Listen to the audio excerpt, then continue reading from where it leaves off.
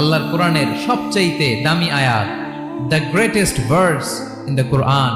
উবাই ibn Ka'b রাদিয়াল্লাহু তাআলা আনহুকে বিষ্ণু সাল্লাল্লাহু আলাইহি ওয়াসাল্লাম জিজ্ঞেস করলেন, উবাই বলো তো কোরআনের কোন আয়াতটা সবচেয়ে সেরা? উবাই জানেন, তারপরে বললেন আল্লাহু ওয়া রাসূলুহু আ'লাম, আল্লাহ আল্লাহ রাসূল ভালো জানেন। দেখেন কত বিনয়ী ছিলেন সাহাবারা, জেনেও উত্তর দিতে চাইতেন না, ভাবতেন না জানি বিষ্ণুনবী নতুন কিছু আমাদেরকে জানায়। বিষ্ণুনবী আবার বললেন, তুমি কি জানো কোরআনের সবচেয়ে শ্রেষ্ঠ আয়াত কোনটা?